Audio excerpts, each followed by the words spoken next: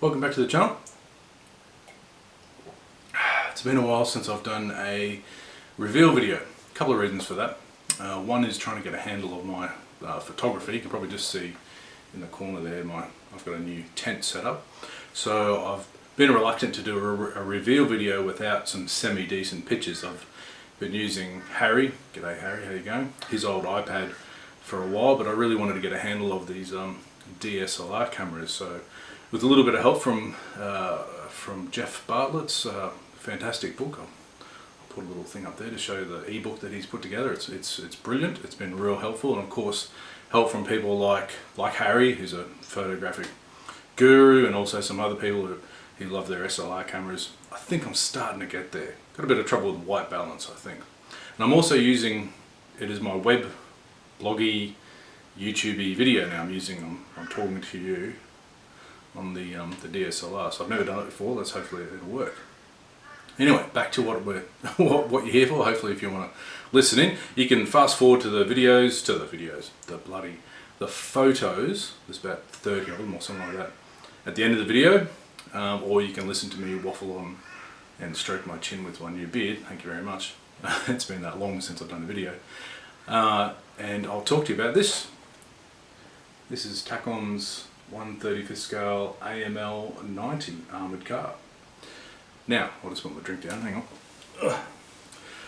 Why did I decide to build this? Well, yeah, this was one of those builds where I literally cleared the entire bench, got to it, built it, did the whole thing, didn't stop. And normally this doesn't happen. Normally I have lots on the go. The reason for this, I'll blame Matt McDougall at Doogs Models. I'll show you his finished AML 90. He put that up on the Facebook earlier this year, and he asked people for some ideas for camouflage schemes, colour schemes, because he wanted something a little bit different, a bit more challenging, because the kit itself is quite simple, relatively simple. So I'm always up for a Google quest, so off I went, did a Google quest and had a look at some various. I'd never heard of this car, got no idea, wheeled vehicles that aren't my thing. So I had a quick look. Oh yeah, a couple of things interested me, and then bang, this photo came up. Falkland Islands. The Argentinians used, I think, 8. I might be wrong there. I'll check my references. They used about 8 or so of them when they invaded the Malvinas, the Malvina Islands, and of course they lost. And to the victor go the spoils, or in this case to the farmers, because they left them all there on the islands, and they just started to rust away. I think I've got a picture of them in a field. And if there's a few there, still there, and if you go across some people's Flickr or Instagram accounts, you can find people who still take photos of the ones that are still abandoned in the fields. And I fell in love with that photo, that big rust bucket photo, and I just said to myself, I gotta do that. I really need to do it. So a burning desire. Never done a rusted out vehicle, and I thought, oh, this will be a nice little challenge just to get me through for the next, until I finish a few more things. Ha.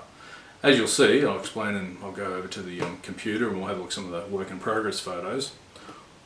I bit off a lot more than I can chew, so stay tuned, let's have a look at the photos. First realisation when I opened up the kit itself was there's no interior, and going off the reference photos, I'm going to have to build an interior. Now I found out later I could have bought a resin engine set, but that's not enough. I need to do a full interior because you can see everything. So starting with the engine, I thought let's start there. I got out my trusty spares box and I found I had a complete T34 engine in 1/48 scale. The engine didn't fit, but the transmission did, so I used that plus a few other pieces and mocked up a bit of a an engine compartment there, and I had to scratch build a bulkhead behind it. Once that was done, there we go. The next photo, I put the rear plate on to see how much you're going to see, and pretty much not much. That plate itself had to be modified. All those straps had to be taken off, and I had to re-rivet the entire plate. That was fun. Next step, before I could go forward and do the forward compartment where the driver sits, I had to work out how to make a turret bustle. I've never done that before. I had to make a full turret interior. So I put the turret ring on, which I found out later had to be heavily modified. And I worked out, we go to the next picture, we worked out how to get the right height. You can see there's 4 posts there, okay, and then I made a floor out of those posts, got myself a sort of a very rudimentary turret bustle, and from there, going to the next picture, I was able to work out where my floor was going to be in the driver's compartment. There's some ammo boxes there from a T-34, parts from a 135 scale Jeep, a few other parts. The last thing I had to do was scratch build a instrument panel, and that was fun because there's 3 or 4 angles converging there, and it took a lot of math and templates to get that right, and nobody's going to see it apart from an IPMS judge with his pencil torch. Right, moving to the turret. I'd done the turret bustle. I'd built a breech out of some T-34 parts and some other greebles I had lying around, plus some radio parts and so forth, and vents on the underside. We go to the next picture. Here's, you can see the turret again with most of the parts in, and then that was pretty much the interior done, I think. Let's go to the next picture. I've got the hatches needed some detail on the inside, and there were 4 hatches in total, so there's that. And then you can see the first of my very excruciating method of basically rebuilding the entire rear plate of the hull. Takom assumes that you're going to build the fenders as built. You're not going to rip everything off and show the suspension. So I had to cut the suspension towers, I had to cut back the top plate, I had to put in a bit of sheet styrene there. And if we go forward to the next picture, you might be able to see there on the left where I've put in some extra sheet to bring all the angles together, because I had to scratch build a exhaust bracket and a exhaust flange that connects them all. So moving forward to the picture with the base on it, that's the basic base, which is just sheet styrene, 2mm styrene with a piece of MDF. That's my go-to sort of method, with all the parts laid out. The exterior was really easy to do because the Takom kit has all the exterior parts. I only had to modify a few things. I'll just talk about that now. Basically, all the wheel hubs had the rims moulded on, so I had to remove, using a Dremel and a sharp knife, all of the hubs, reshape them, rebevel them. That was fun. And you can see there's a lot of notches there where skirts and fenders and other things go on, but obviously they're not there, so I had to fill them with sheet styrene and some putty. I used 2 different methods here. For the interior, I used white Stynylrez primer, and I figured off-white colour for an interior makes sense. I saw the reference photos that indicate that. So that was all just white Stynylrez, and then you can see there's the turret inside and out, they're done. And then we skip ahead a few things there. I might be able to see it in a couple of photos, but basically I just used Life Colour Rust Range, and I used a sponge, and I just sponge chipped the areas that I thought would get a lot of wear and tear inside, and then I added layer upon layer upon layer of thin enamel washes to get the weathered effect. So that looks really, really dirty at the front. And then moving to the next picture with the engine compartment, I used more oil, browns and blacks sort of things to get that sort of look inside there. The turret, you can see more of the sponge chipping methods in that picture there. And that was basically all the weathering I did inside. So moving to the external method, I'd used a different technique, and you can see there I've done the base already, and I'll show a couple of pictures of the base here. We'll go through them. Again, sheet styrene, and then what I did when I built the lower hull is I actually glued the steel beams and the wood supports that it rests on to the lower hull, because I thought that would just be easier in terms of weathering them all together and pressing that into the base. So moving forward, you can see there's the first picture of the progress.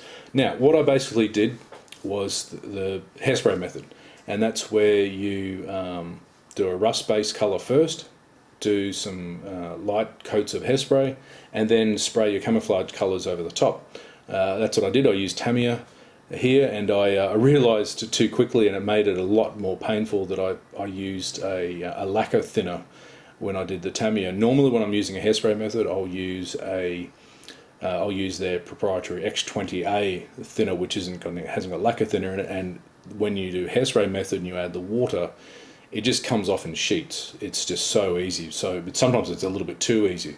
So maybe this was good, because I had to be very, very delicate and make sure I was getting the scratches and the rust marks in the right place. So as we're going through these photos, you can see that that was the first process. Scratch back down to the rust colours underneath from the primer, And as we go forward, you can see with this photo, I've very carefully gone on the side plates. You can tell that there's areas where the fenders meet and they've left a faint mark.